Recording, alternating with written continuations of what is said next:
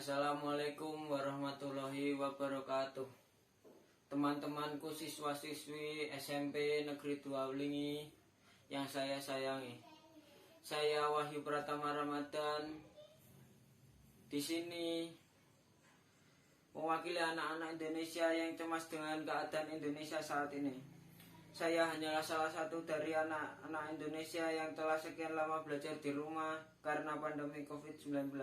Jujur saya sangat tidak suka belajar di rumah, tetapi kita adalah anak-anak yang hanya bisa menuruti perintah orang tua dan peraturan pemerintah tanpa bisa menyatakan protes apapun.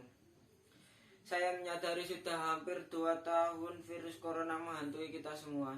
Tidak hanya Indonesia tetapi di seluruh dunia ini segala usaha sudah dilakukan oleh pemerintah, namun hasilnya masih jauh dari yang kita harapkan.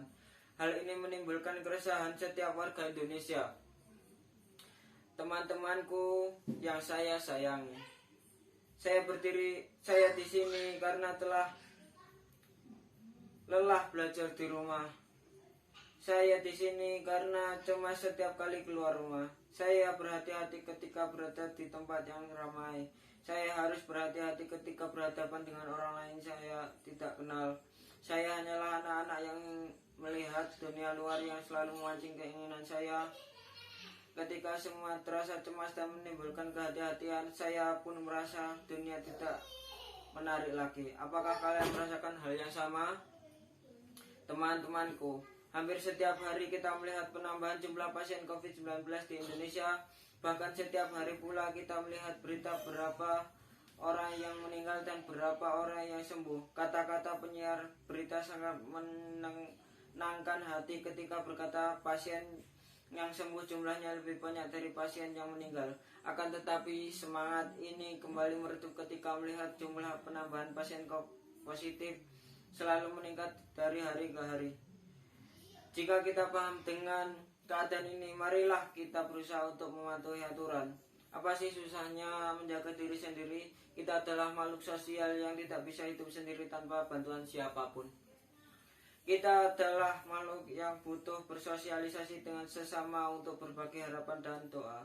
Saya juga salah satu makhluk sosial yang butuh bertemu dengan teman-teman, butuh bertemu guru agar bisa menanyakan pelajaran yang membingungkan dan tidak seperti orang yang hidup di gurun tanpa kompas. Akan tetapi, bagaimana saya dapat menemukan kompas tersebut jika melihat orang-orang yang tidak mengenakan masker berjalan-jalan di tempat umum? Bagaimana saya bisa merasakan tenang ketika melihat orang-orang meremehkan cuci tangan? Teman-teman yang senasib dengan saya, tidak jenuh pemerintah mengingatkan cuci tanganmu, kenakan maskermu, hindari kerumunan dan keluar rumah seperlunya.